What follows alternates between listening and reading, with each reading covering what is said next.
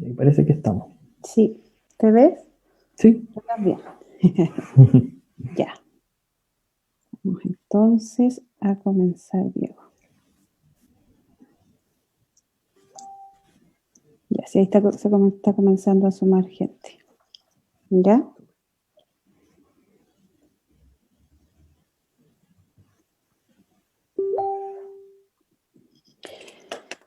Ya, ahí estamos. Estamos, parece.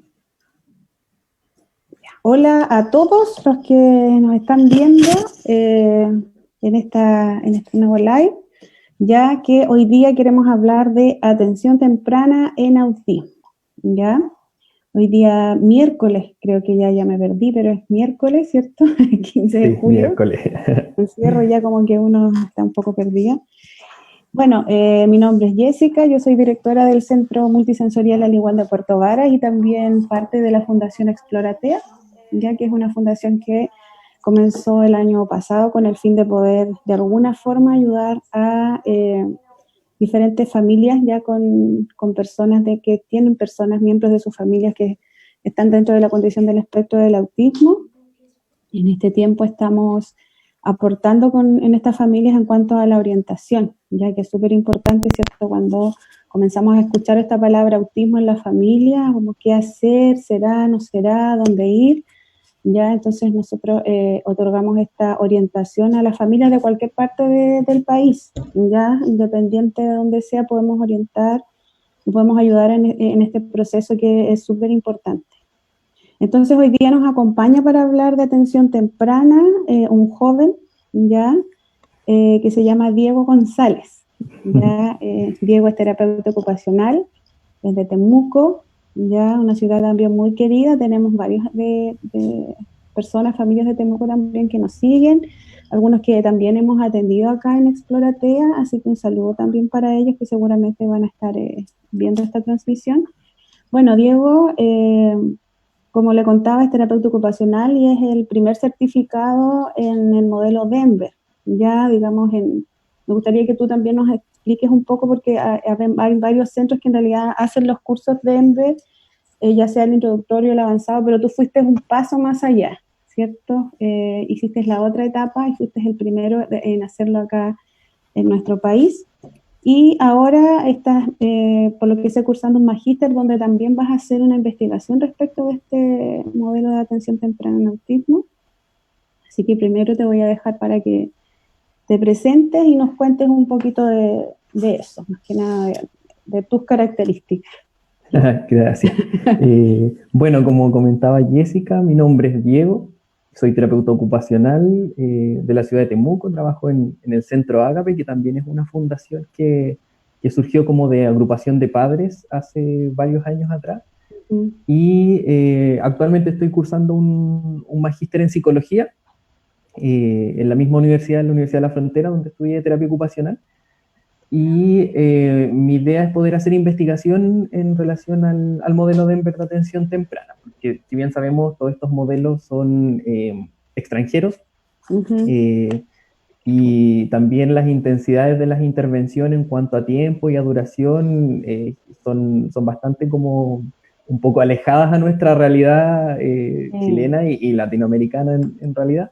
Entonces Ujú. la idea es poder investigar en cuanto a la efectividad de estas intervenciones en nuestro contexto, acorde Ujú. a nuestra realidad. Y como comentabas, también realicé la formación, mi certificación en el modelo Denver. Como comentabas, está el curso introductorio y el curso avanzado. Y para optar a la certificación, además, hay que seguir un proceso de supervisión que es de alrededor de un año, un poquito más, en el cual uno tiene que estar enviando planes de intervención, registros de sesiones, y ahí se va haciendo como una retroalimentación, en el fondo, Ujú. bien como cercano y dirigido de parte en este caso, de Gisela, que fue mi entrenadora. Entonces, en el fondo, este proceso busca como resguardar de que la implementación del modelo sea como lo más fiel posible a lo que se plantea desde la teoría. Claro. Así que ahí estuve en ese proceso, eso lo inicié el 2018, hice los cursos y en el 2019 ya me certifiqué. Súper, qué bueno, y qué bueno que estés más al sur de nuestro país, ¿ya? Es súper bueno que más en estos sectores, ¿cierto? Geográficos en realidad también vayan llegando personas, porque todo se hace a través de las personas, ¿cierto? Que cuenten con mayores conocimientos en cuanto ya sea a diagnóstico, a terapia, a todo lo que se refiere y en todas las especialidades en realidad.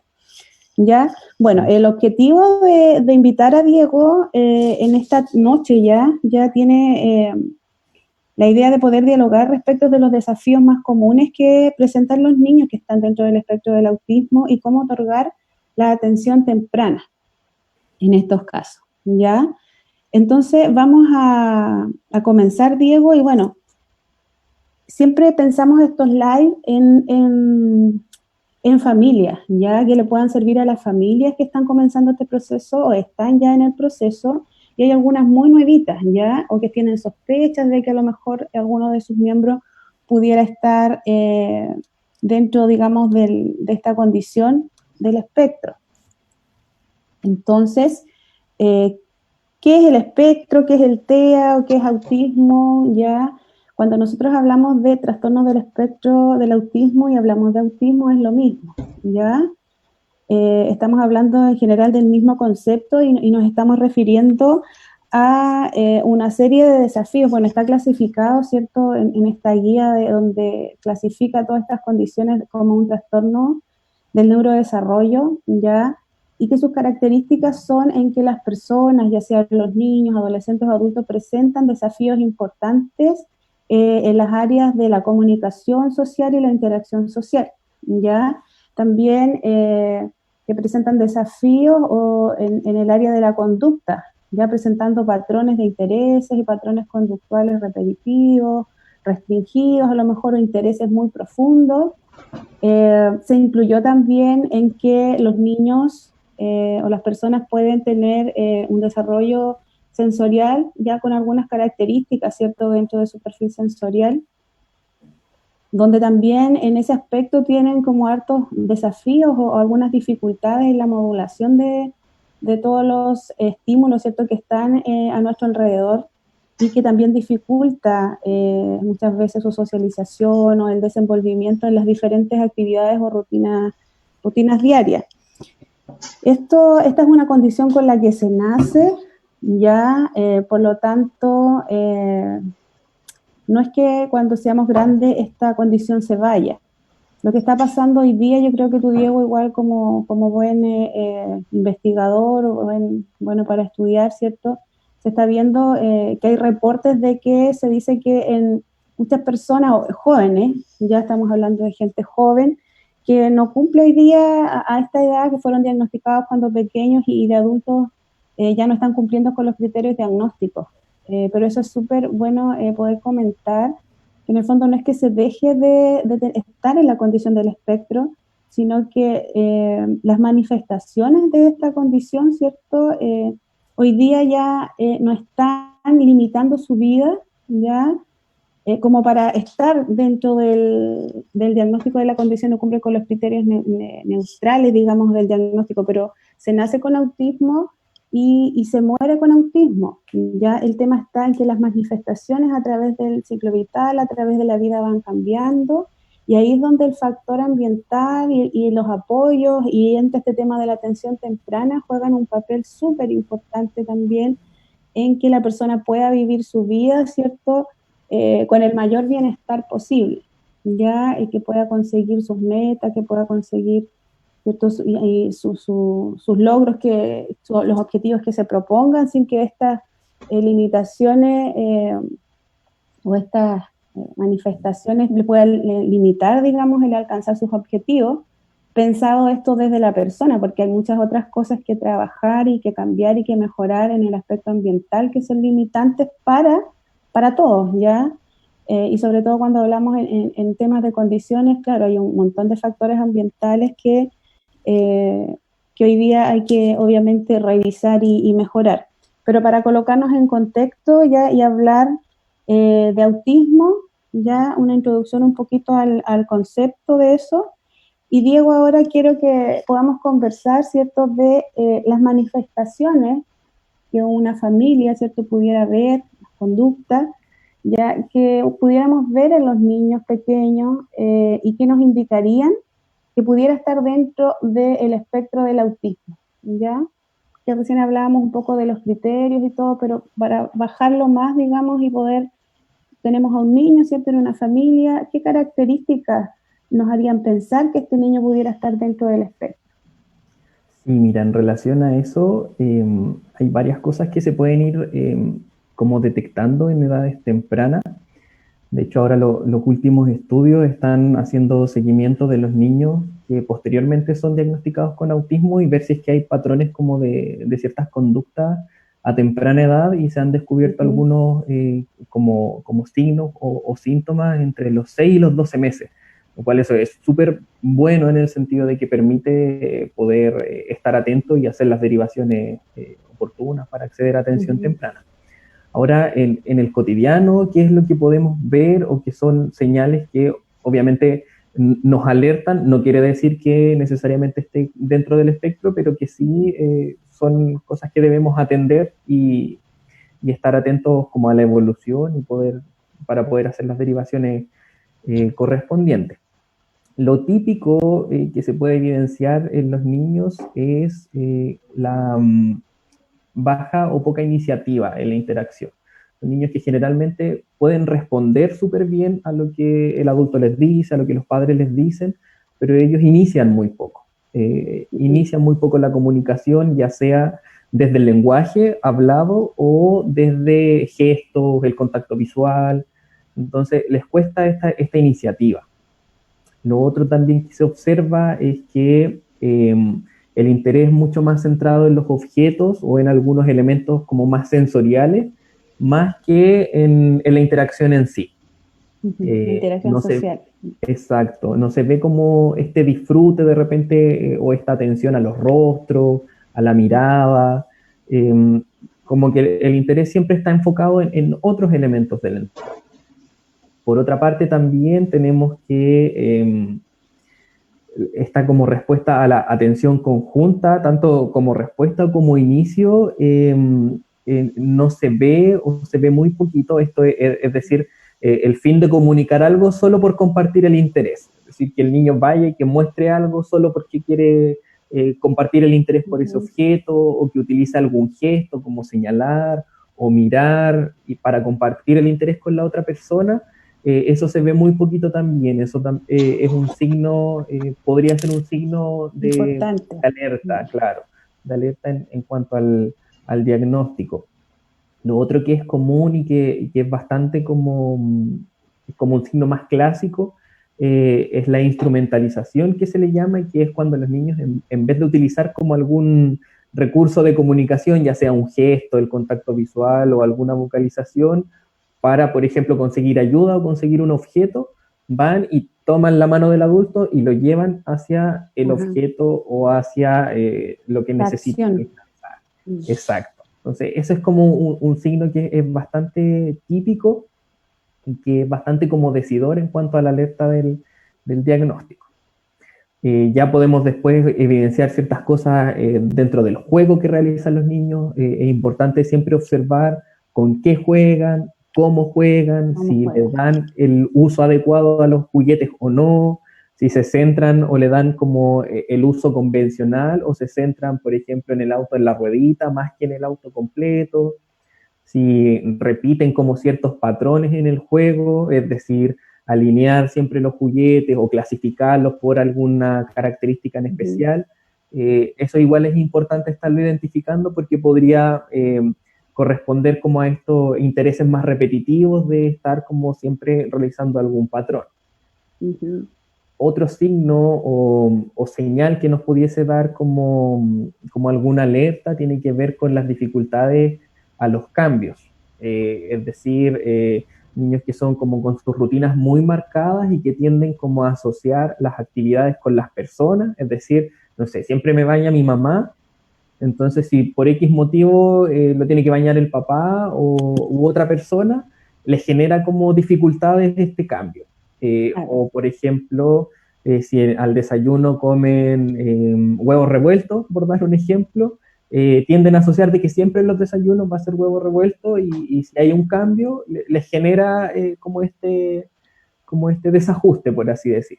O de repente en cosas súper cotidianas, como el puesto de la mesa o con algún juguete en específico que les cuesta hacer estos cambios. Y muchas veces pasan desapercibidos porque de repente nosotros también como que los naturalizamos. Entonces es importante como estar siempre atentos y observar bien cómo juega, si nos presta atención cuando le hablamos. Es típico también que se les hagan en algunos casos pruebas auditivas para descartar si es Que que se piensa que hay realmente. un tema auditivo. Exacto, porque muchas veces no responden a la voz, no responden a su nombre y ahí se descarta en el fondo que no sea algo auditivo, sino que más bien por un tema de que no hay como una respuesta o una conciencia de que esa voz se está dirigiendo hacia ellos. Ujú.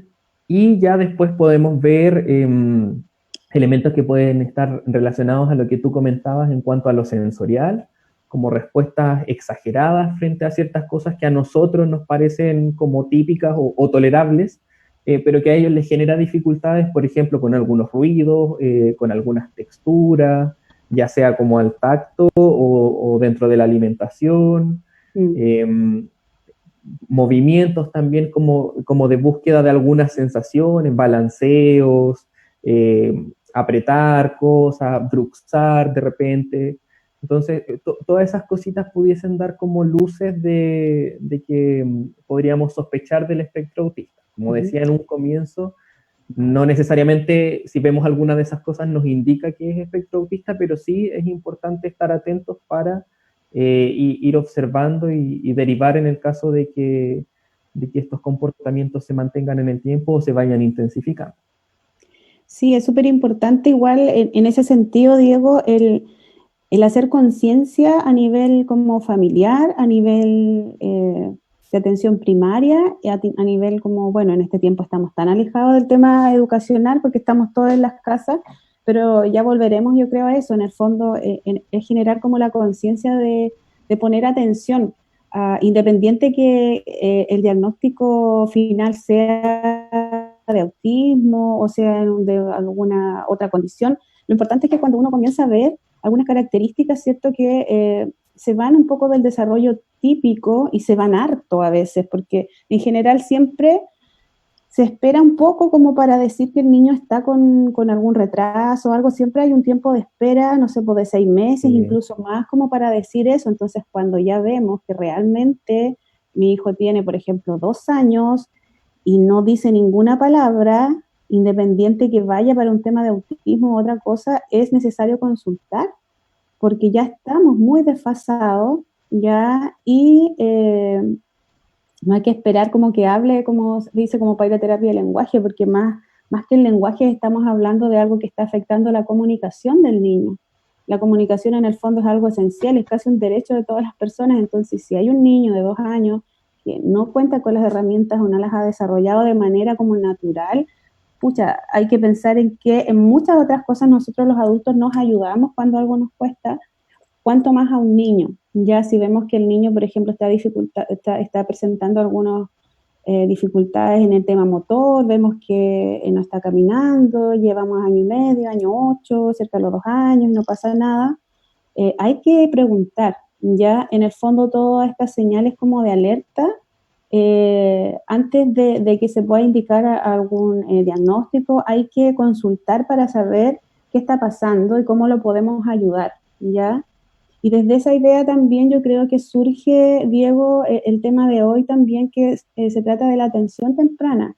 Ya hoy día específicamente en niños de autismo, pero el concepto de atención temprana es un concepto amplio para todos en el fondo, no es solo para TEA, sino que es para todos el tema de la atención temprana cuando hay, ¿cierto?, un niño que requiere una atención especial ya hacia su desarrollo. Entonces quiero dejarte, Diego, ahora para que tú nos comentes un poco específicamente de la atención temprana en niños con autismo, desde esta mirada, desde este modelo que también nos encanta y nos gusta mucho a nosotros, y hace años ya atrás, creo que fue el 2018, igual que se tomó parte, digamos, del equipo la certificación es, digamos, la introductoria y la avanzada en el modelo Denver. Pero la idea es conversar acerca de cómo se hace con esta mirada de utilizar las actividades cotidianas ya para enseñar a los niños a conectarse, a comunicarse, porque esa es como la gracia de este modelo, que en el fondo no tienes que buscar tanto más allá, sino que son las actividades cotidianas las que hay que aprovechar ya para trabajar estos aspectos que están un poco más disminuidos en los niños. Entonces te dejo, Diego, para que tú nos compartas unos minutos algunas recomendaciones respecto de la atención temprana en niños con autismo. Sí, bueno, complementando un poco lo que comentabas respecto a los signos de alerta, es súper importante, más allá de, como del diagnóstico, como decías tú, de esperar cierta confirmación, si vemos que hay algún retraso o alguna brecha en el desarrollo en algún área, consultar. Es mucho mejor ponerse el parche antes de la herida, antes que perder tiempo, que en atención temprana, como les voy a comentar ahora, es súper valioso, súper valioso. Bueno, ahora ya hablando del modelo Denver propiamente tal, tradicionalmente en el autismo o en el espectro autista han existido dos corrientes de intervención, que son unas las que son como más conductuales y otras que son como más desde el desarrollo o más vinculares. Entonces lo que busca este modelo es poder integrar un poco principios de ambas, en el fondo poder aprovechar al máximo todo lo que es la sistematización, la rigurosidad en el planteamiento de objetivos de estos modelos más conductuales y la forma de intervención de modelos que son más del desarrollo y del vínculo. Entonces lo que busca es, más allá de desarrollar como actividades en específico para ir trabajando algunas habilidades, es, como comentabas tú, aprovechar las mismas instancias cotidianas. En el caso de las sesiones de intervención se realiza a través del juego, y en casa la idea es que sea desde que se levanta hasta que el niño se acuesta, que pueda estar como participando de estas oportunidades de comunicación. Lo que propone este modelo es que, bueno, en el autismo todavía no se descubre cuáles son como las causas, hay como estudios que tienen que ver con que es algo genético, otros que hay factores ambientales, pero independiente de la causa hay diferencias en el cómo se procesa la información social a nivel neurológico.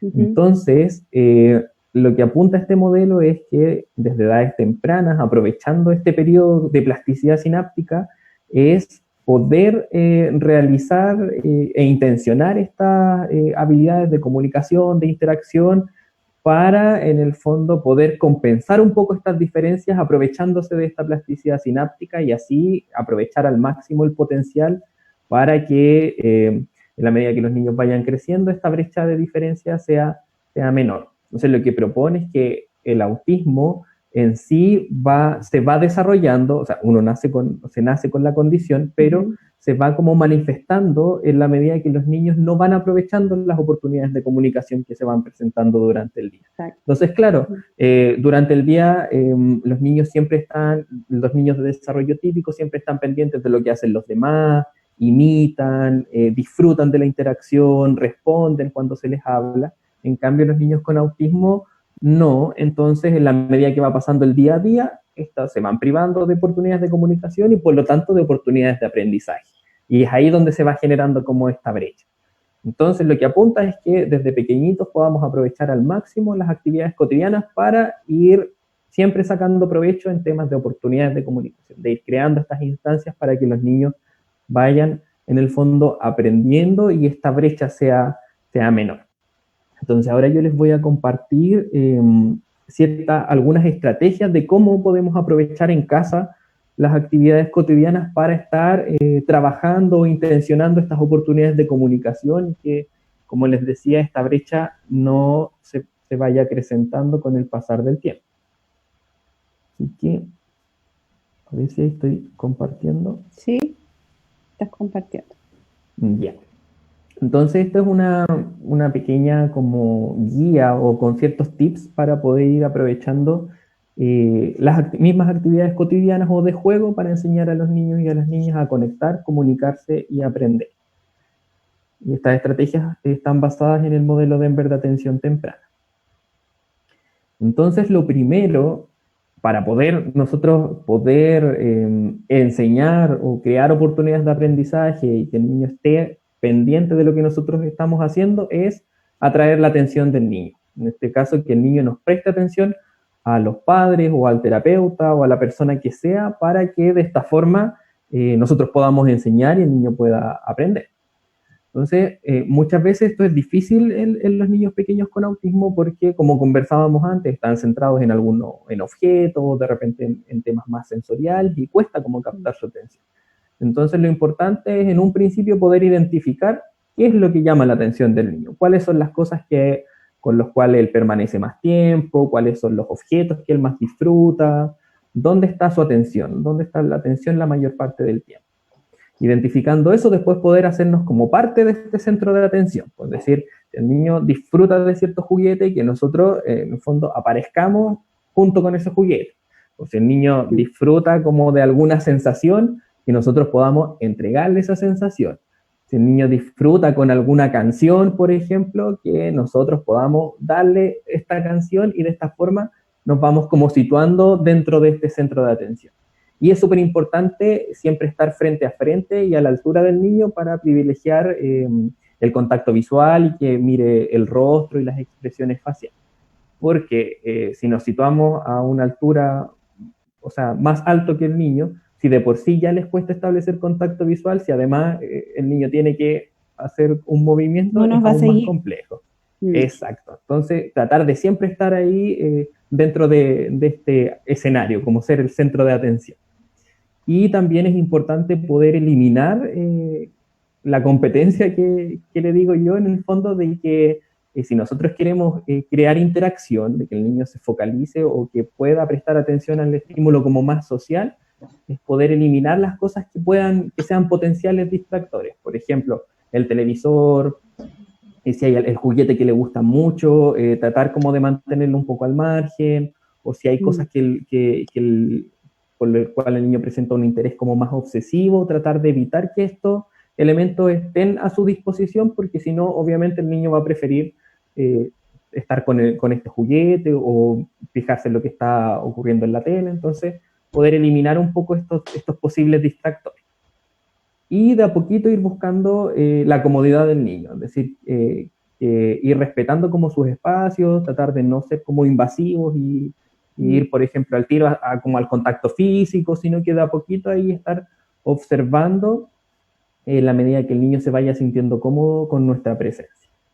Y podemos utilizar, estar como nombrando las cosas que el niño hace, entregarle ayuda, imitar ciertas acciones, de esta forma podemos ir logrando atraer su atención.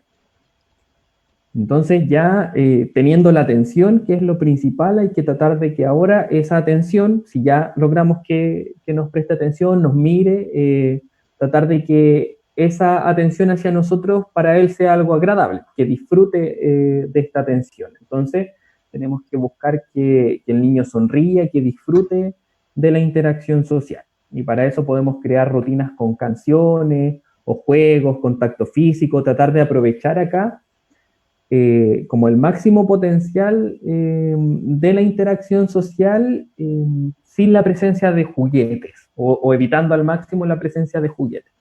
O si vamos a utilizar un juguete, o vamos a jugar con algún objeto, que idealmente jugar con ese juguete sea más divertido en compañía de otra persona a que jugar solo con el juguete. Entonces, que en el fondo el estar en compañía de otra persona implique disfrute, implique pasarlo bien. Entonces, de esta forma el niño va a querer estar más con las personas y va a querer disfrutar y va a buscar la interacción. Entonces, ahí podemos acompañar las acciones que nosotros realicemos con sonidos, con expresiones faciales, agregarle voces, ahí incorporar ciertas variaciones, jugar con el tono de voz, con el ritmo de alguna actividad. Si es un niño que en algunas ocasiones se les dificulta como el disfrute netamente de la interacción, podemos utilizar algunos objetos como para introducir una rutina.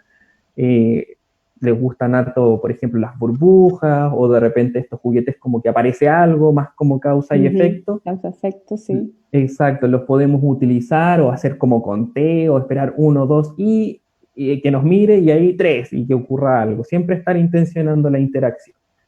y podemos hacer pausas para crear oportunidades de comunicación.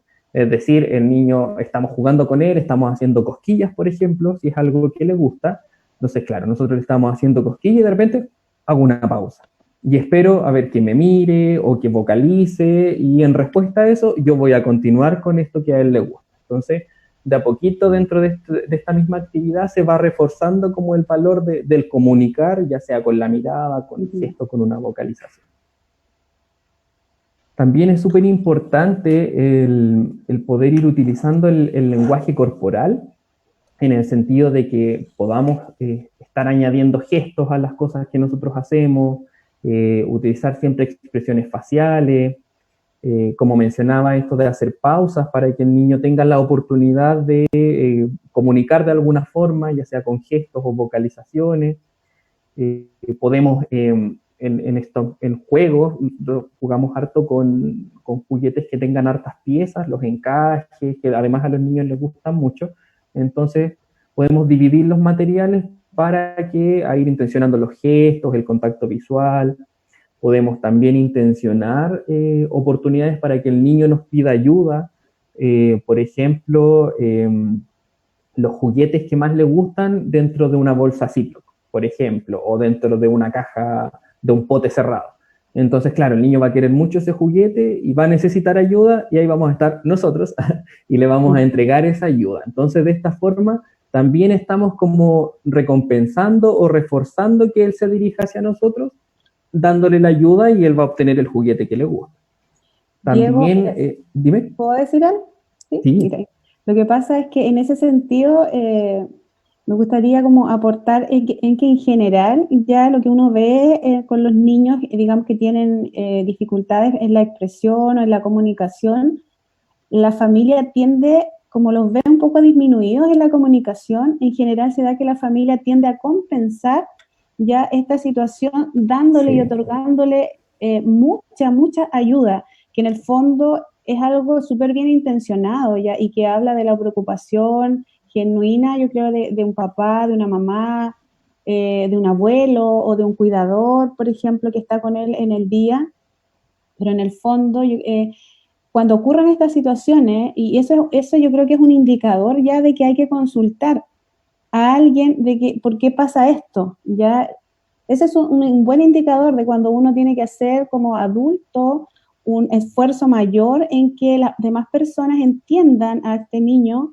o de un esfuerzo también adicional, notorio muchas veces, en que el niño no se nos frustre o no tenga estos berrinches, ¿cierto?, que típicamente le dan porque no pueden expresarse, ¿ya? Entonces ahí, por un lado, tenemos un indicador de que hay que preguntar o hay que consultar porque algo está pasando, pero además ya el tomar conciencia de que lo que tú decías, o sea, el colocar su juguete favorito dentro de una bolsa Ziploc o dentro de un envase que él no va a poder abrir, en el fondo estamos creando una situación de que él pueda pedir ayuda. Exacto. Ya que él pueda de alguna manera ir donde un ser humano, de una persona, y tratar de comunicarse, aunque sea para pedir algo que a él le gusta mucho. Entonces estamos ahí, ¿cierto?, potenciando que él se comunique y crear estas situaciones en la vida cotidiana de la casa ya no es tan complejo. Sabemos que le gustan mucho los dinosaurios, entonces vamos a tener estas bolsas Ziploc,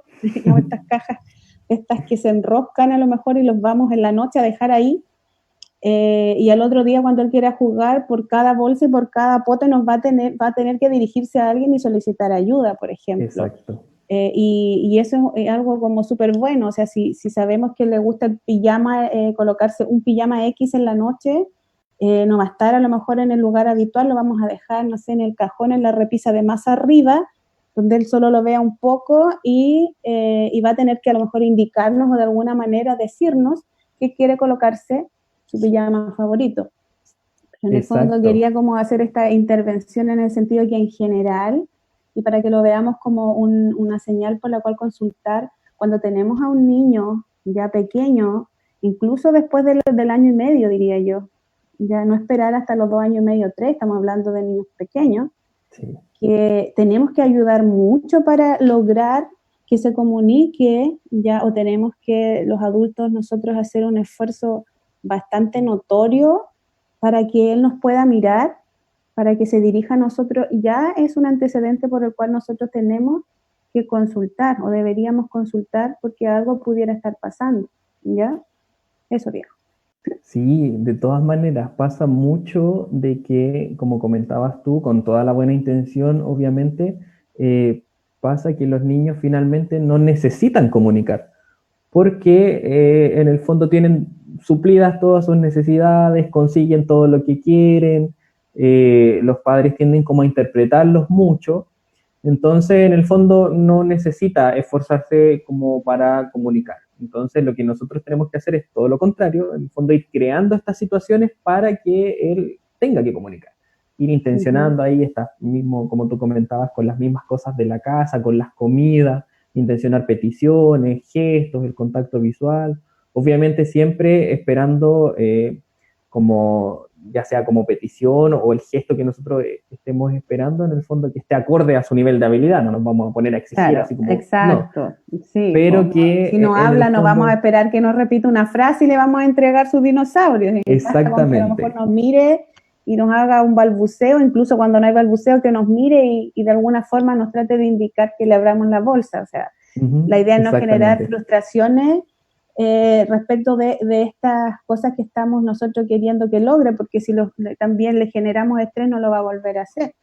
Exacto, ¿Ya? y eso también es uno de los principios del modelo Denver, que Uh-huh. es que hay que evitar como estas experiencias negativas o muy frustrantes en la interacción, porque si bien lo que nosotros queremos lograr es que él se comunique con nosotros. Entonces, si a eso le añadimos como una experiencia negativa en que él asocia de que la interacción siempre es exigencia o que la interacción es frustración, va a ser aún más difícil lograr que él tenga motivación e iniciativa para comunicar. Entonces ahí hay que ser súper cautelosos con lo que nosotros estamos esperando que él diga o que haga, que sea realmente acorde a sus habilidades y que no en el fondo estemos exigiendo algo que va a generar frustración. Sí, y en ese sentido el tema del lenguaje expresivo, el lenguaje verbal tiene como una valoración y una sobrevaloración súper importante a nivel familiar, incluso yo diría a Sí, nivel profesional y todo. Entonces, pero tenemos que pensar si un niño recién del año 8 meses está balbuceando, no podemos esperar que nos diga una frase cuando estamos iniciando como que él nos mire o, no, o que él pida. O sea, y antes del lenguaje verbal está todo lo que es el aspecto de la comunicación, todo lo que es precursor de la comunicación, que nos mire, exacto. que nos señale, ¿ya? Y ese es un tema bastante desconocido también a nivel familiar, a nivel como de intervención a veces, porque a niños que recién están balbuceando, ¿cierto? Se les pide casi como que hagan una frase de 2 palabras como para seguir avanzando. Entonces, en realidad ahí hay que colocar harto ojo, igual como tú dices, en pedirle al niño lo que sabe, la forma en cómo pueda hacerlo. Ya, Exactamente. Diego. Sí, eso es súper, súper importante. Y bueno, siguiendo con esto del uso del lenguaje corporal de parte de los adultos, también es súper importante aprovechar sus mismos intereses, estos mismos juguetes con piezas que yo les comentaba, con piezas, perdón, o si les gustan mucho los libros, siempre estar reforzando esto que también tiene que ver con la atención conjunta de que él siga nuestros gestos de señalar cuando nosotros queremos mostrarle algo, ahí podemos aprovechar los libros, dibujos, o por ejemplo estamos jugando con un encaje o con una torre de argollas, entonces podemos alejar un poco una de las piezas y señalársela. Entonces él en algún momento la va a estar buscando, va a seguir nuestro gesto y eso va a ayudar a que él la encuentre. Entonces así estamos reforzando que él preste atención también a los elementos no verbales de parte de las otras personas. Otro elemento que es súper importante y que se puede aprovechar también mucho dentro del cotidiano es la imitación, el poder enseñar a que imiten acciones. La imitación es la base del aprendizaje, pero para poder nosotros enseñar a imitar tenemos que lograr que el niño nos preste atención y que disfrute de la interacción, porque si no, en el fondo no va a ser algo espontáneo.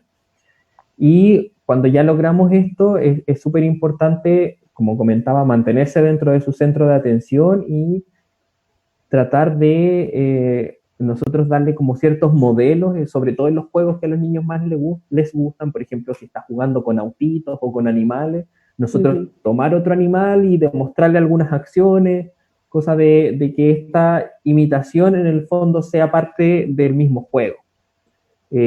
También no solo nosotros demostrarle acciones, sino que también podemos nosotros imitar acciones que el niño realiza. O sea, el niño toma un animalito y le va a dar de comer y nosotros podemos tomar un animalito también y darle de comer. Entonces, que en el fondo sea como un intercambio y que no sea como enseñar esta imitación de forma dirigida como por repetición, sino que sea algo realmente espontáneo para que él en el fondo vaya integrando esta habilidad en su día a día. Y no solo imitando acciones con objetos, también podemos intencionar imitaciones de gestos, de expresiones faciales, las canciones ayudan mucho en esto, también imitar vocalizaciones o sonidos para que él los imite, o imitar también las vocalizaciones que él realiza y ahí tratar de crear como mini conversaciones o aproximaciones y aprovechar mucho esto de las canciones que mencionaba y estos juegos sociales, los cuales no hay como mayor protagonismo de los juguetes, sino que más bien de la interacción para poder intencionar que el niño nos mire y nos imite. Sí.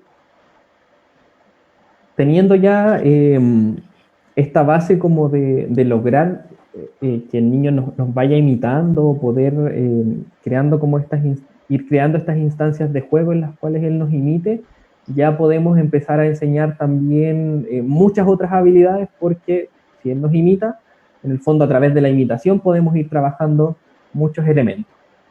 Es súper importante, sobre todo en los niños pequeños, el fomentar el juego simbólico. El juego simbólico es este en el cual nosotros recreamos ciertas acciones a través del juego. Por ejemplo, darle de comer a los animalitos, o hacer dormir a los muñecos, o bañar, lavarle el pelo a algún peluche, por ejemplo. En el fondo, replicar acciones cotidianas, pero en un contexto más de juego.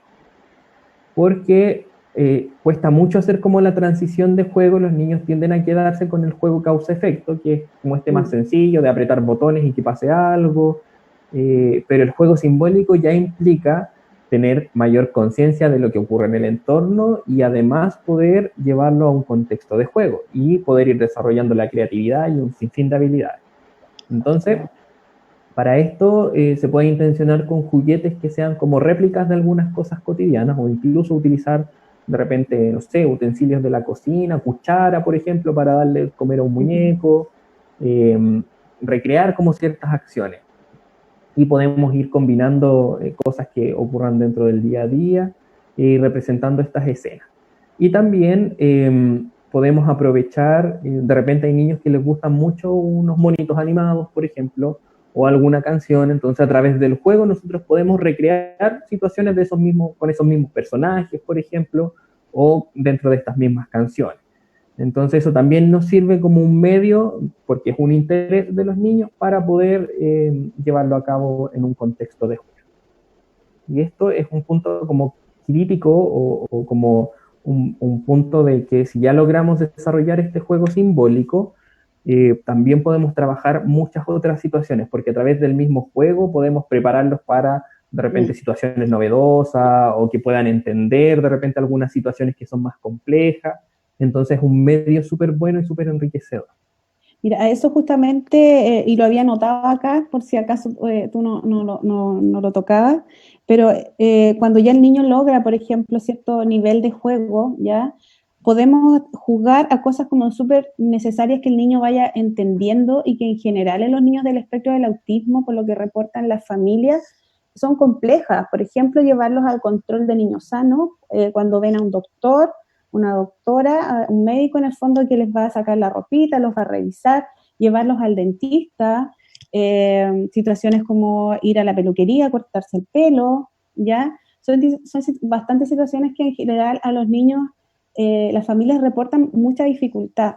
Entonces, cuando ya el niño tiene un nivel ya como de juego, como esto, podemos a través de estos mismos juegos prepararlos, como dices tú, para situaciones que son necesarias, porque hay que ir al médico de vez en cuando, hay que ir al dentista, ya hay que ir a la peluquería, o si no vas a la peluquería, generalmente hay que cortarse el pelo. Claro, Por lo tanto, son situaciones o en las mismas rutinas diarias, de repente el tema del baño para los niños por los temas exacto. sensoriales que ellos tienen, hay mucha dificultad, por ejemplo, con la ducha, de que les va a caer el agua en la cara, cortarse las uñas, ya, entonces podemos ir a través del juego recreando estas situaciones, mostrándole a lo mejor o haciendo de un lápiz un termómetro, y ir jugando, ¿cierto?, a estas cosas súper necesarias y irlos de esta manera desde pequeñitos preparando para que después en la vida real, en el fondo, puedan ellos enfrentar de mejor manera estas situaciones. Igual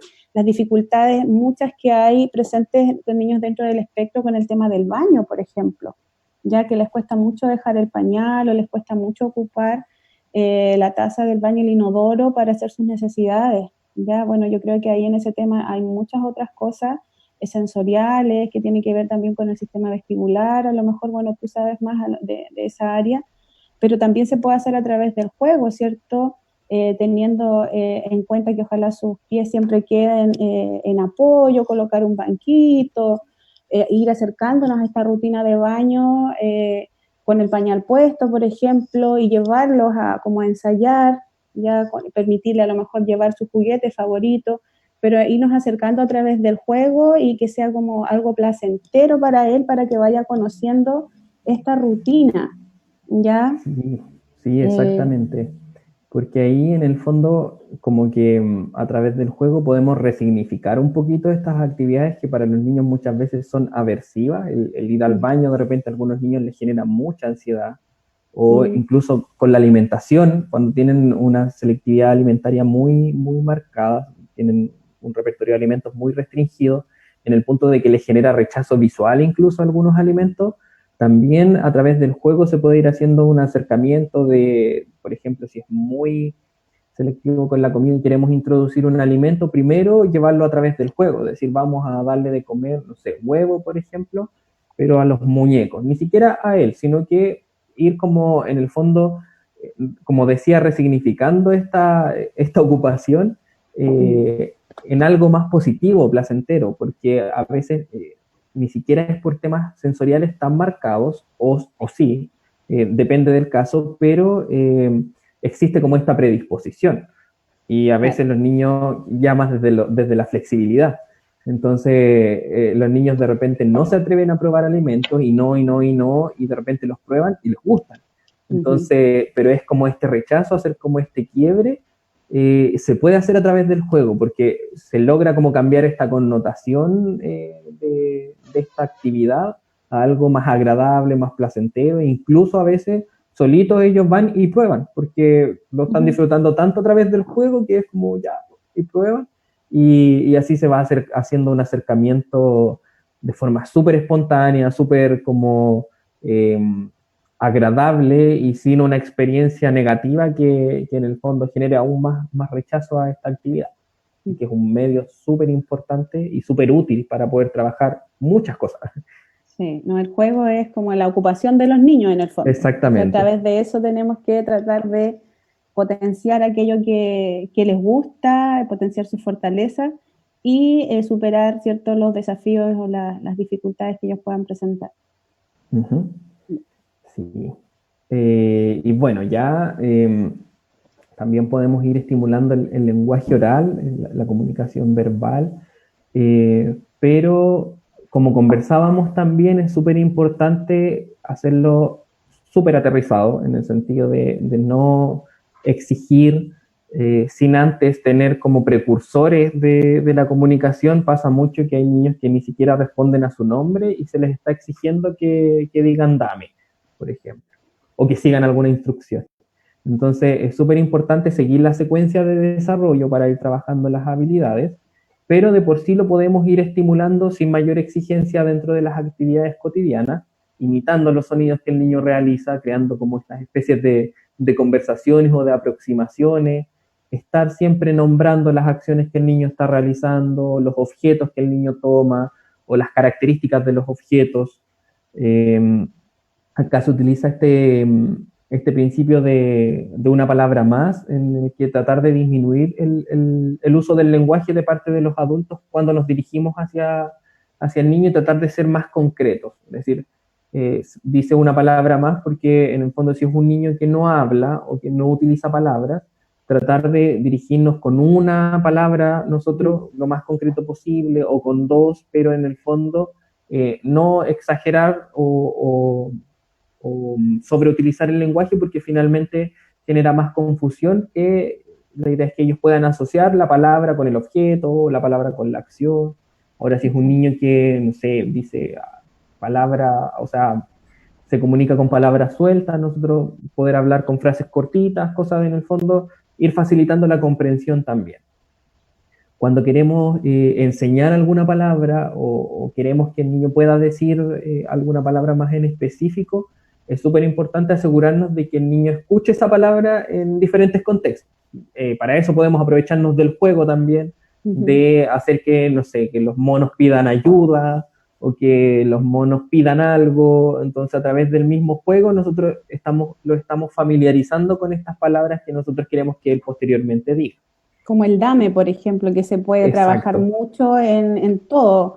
Si en la mañana estamos haciendo la rutina de, no sé, del baño, dame jabón, dame esto, o si lo estamos vistiendo, ¿cierto? Dejamos el pijama, los calcetines al alcance a lo mejor de su vista y dame, ya, o a la hora del Exacto. almuerzo, sabemos las cosas que le gustan, en el fondo, en los momentos rutinarios, porque en el fondo también eso es lo que a veces complica a los papás o a los cuidadores, que siempre nos dicen, es que yo, y en este tiempo sobre todo de pandemia, donde estamos Sí. lejos de nuestros centros de terapia, porque nosotros recién ahora estamos, hace 15 días, volviendo de a poquito, pero más que nada con evaluaciones, que teníamos muchas evaluaciones pendientes, hacemos lo que más podemos online y las sesiones, digamos, de observación directa con un niño a la vez, pero muy lento.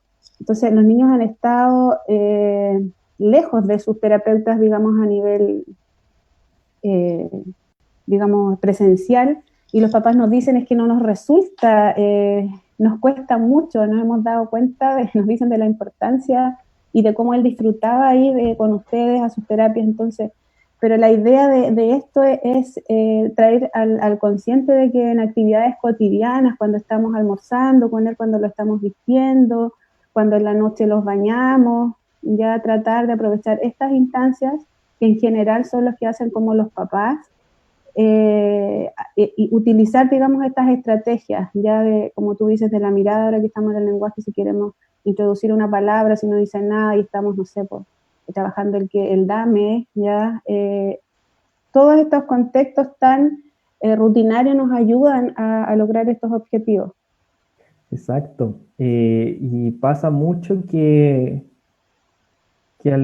se genera de repente como esta dependencia a veces como de los terapeutas y finalmente dentro de la sesión, claro, nosotros podemos trabajar 1, 2 horas, en algunos casos en los que se puede, quizás más dentro de la semana, pero finalmente las oportunidades de comunicación ocurren todo el día y la idea es que se puedan aprovechar la mayor cantidad posible. Entonces, yo siempre digo que en las sesiones hacemos como un concentrado de oportunidades de comunicación para ir Sí. trabajando todo esto, pero durante el día, en las mismas actividades cotidianas se presentan muchas. Entonces, la idea es que se puedan ir aprovechando al máximo y sin necesidad, como decías tú, que quizás ya voy a tener que trabajar 1 hora con él para trabajar una habilidad, sino que dentro de estas mismas actividades, quizás al principio cuesta un poquito más porque hay que hacerse como súper consciente de que, oh, chuta, ya voy a esperar que me diga algo, hoy no esperé que me dijera nada, se lo pasé al tiro.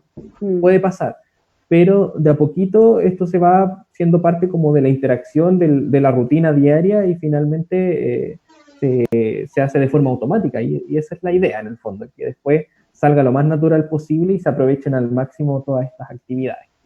Y es súper importante siempre estar creando estas oportunidades para que el niño pida objetos o pida ayuda o comunique algo en relación a lo que conversábamos antes, de que muchas veces los niños no necesitan comunicar porque nosotros entendemos súper bien lo que nos quieren decir o entendemos de repente algunos gestos que ellos utilizan, pero la idea es que nosotros podamos crear estas oportunidades para que ellos puedan ir comunicando.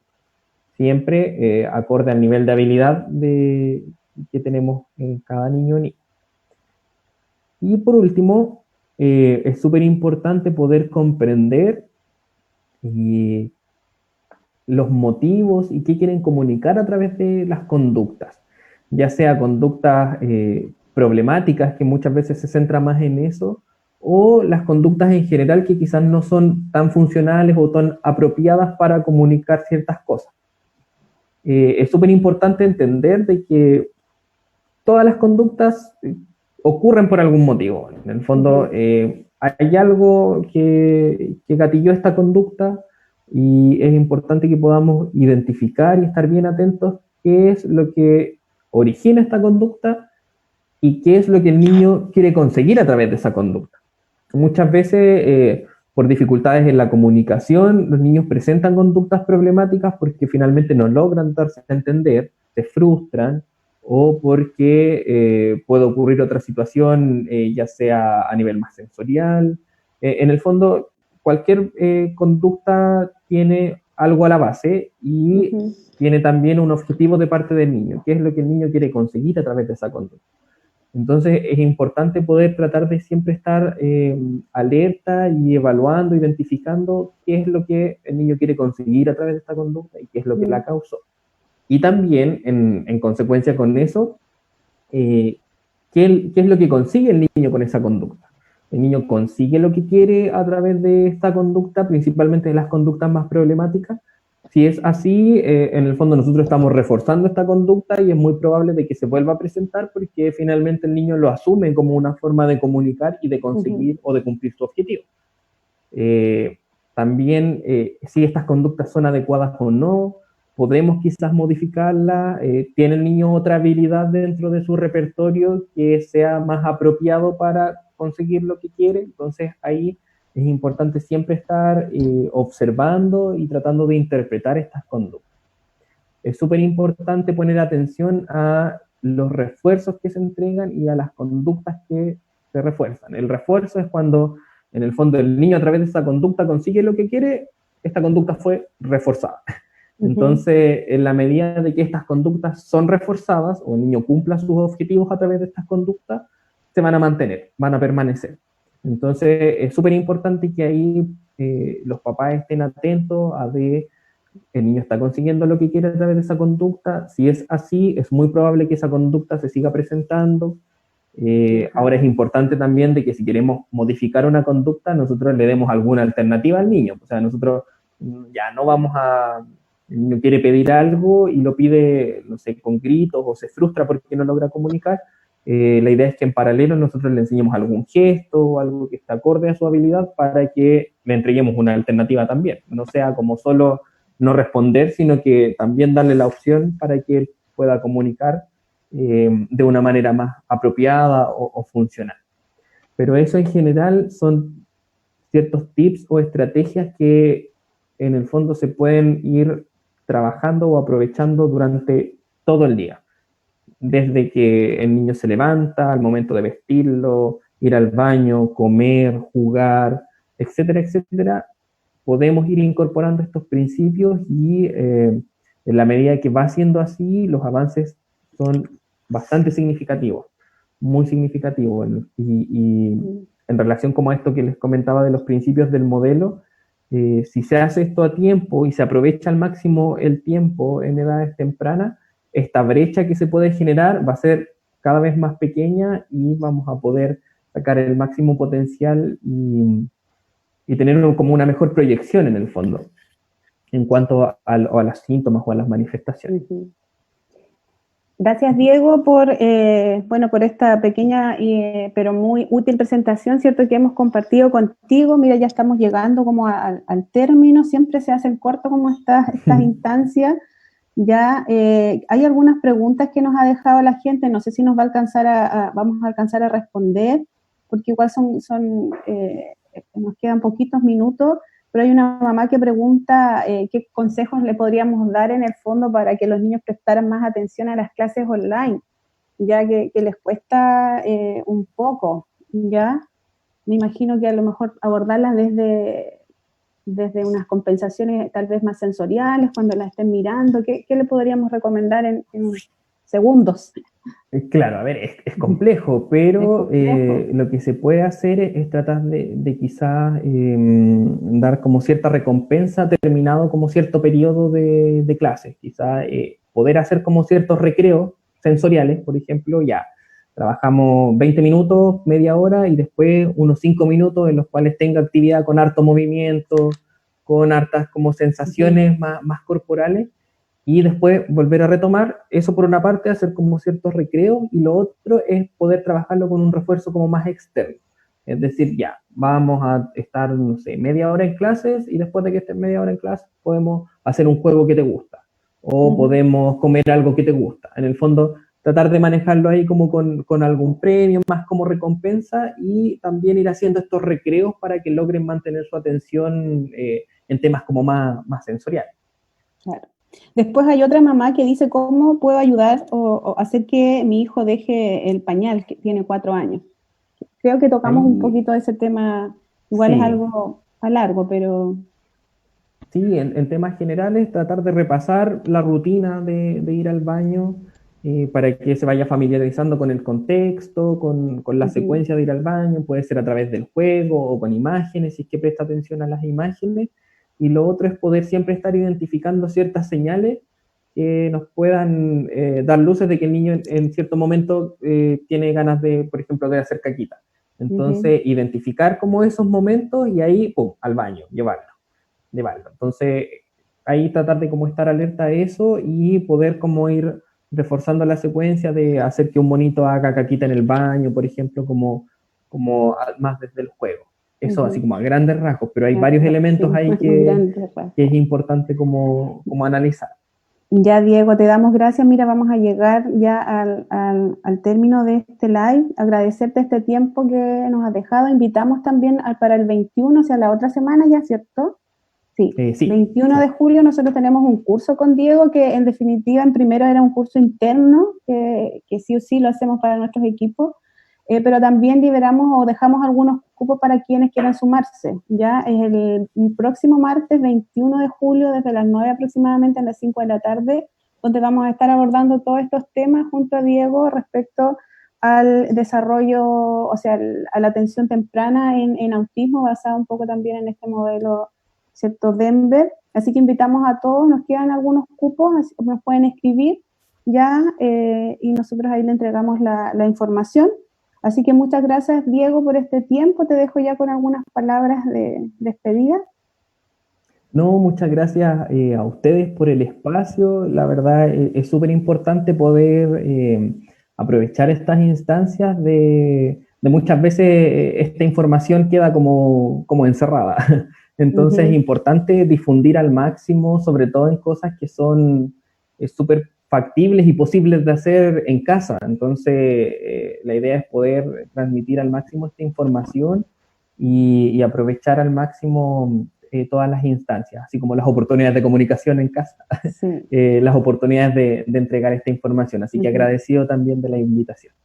Ya pues, Diego, muchas gracias igual por este tiempo. Agradecemos a todos aquellos que siempre ven, ¿cierto?, estos videos y a todos esto va a quedar grabado, así que yo creo que mucha gente va a tener la oportunidad de verlo.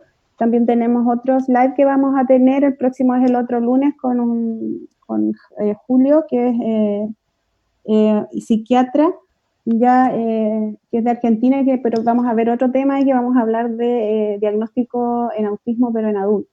¿Ya? Así que lo invitamos también, bueno, ahí vamos a publicar la información.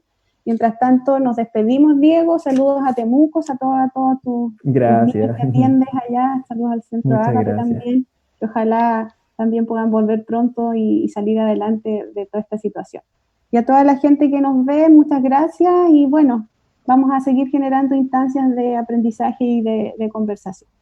Así que hasta la próxima y que estén muy bien. Chao, Chao. Diego.